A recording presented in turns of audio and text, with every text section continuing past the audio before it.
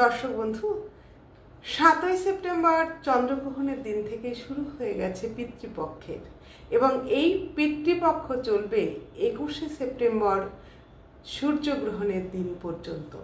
21শে September Mahalaya অমাবস্যার দিন, এবং সেদিন রবিবারের দিন রবির গ্রহণ। এটি একটি বিরল যোগ। এই বিরল যোগে যদি আপনি তর্পণ করতে পারেন এবং এই বিরল যোগে যদি আপনি বিভিন্ন রকম পাঠ করতে পারেন, তাহলে কিন্তু খুবই ভালো হয়। তবে এই যে পিতৃপক্ষ, এই পিতৃপক্ষে যদি আপনি দীপ জ্বালাতে পারেন, তাহলে আপনার পিতৃদোষ থেকে মুক্তি হবে এবং পিতৃপুরুষের আশীর্বাদ পেতে পারবেন। এবং যাদের জন্মকুণ্ডলিতে পিতৃদোষ আছে, তাদের কিন্তু এই সময় দীপ জ্বালানোটা ভীষণভাবে আবশ্যিক। আপনি সেটা 7 দিন জ্বালাতে পারেন, সেটা প্রতিদিন জ্বালাতে পারেন, মন চাইলে আপনি শেষের দিনও জ্বালাতে পারেন।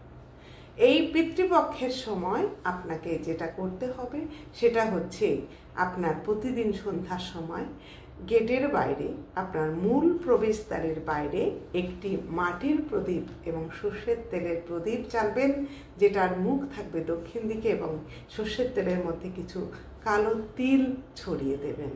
তাহলে কিন্তু আপনি এই পিতৃদোষ থেকে মুক্তি পাবেন, পিতৃপুরুষের আশীর্বাদ পাবেন, সংসারের অশান্তি থেকে মুক্ত হবেন। তবে কি করে বুঝবেন যে আপনার পিতৃদোষ আছে?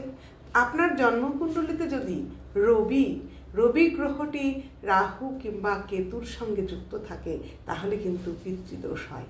এছাড়াও যদি আপনার জন্মকুণ্ডলিতে পঞ্চম ভাবে রাহু বা কেতু অবস্থান করে, সেটাও কিন্তু পিতৃদোষ। তাহলে আপনার যদি পিতৃদোষ থেকে থাকে, আপনি তাহলে 7 দিন প্রদীপ জ্বালুন, নইলে প্রতিদিন প্রদীপ জ্বালুন, এবং আপনি ভালো থাকুন, পিতৃপুরুষের আশীর্বাদ নিন, সংসারের মঙ্গল আপনার হোক। সকলে ভালো থাকুন। আমার ভিডিও ভালো লাগলে বেশি বেশি শেয়ার করুন, লাইক করুন, কমেন্ট করতে ভুলবেন না।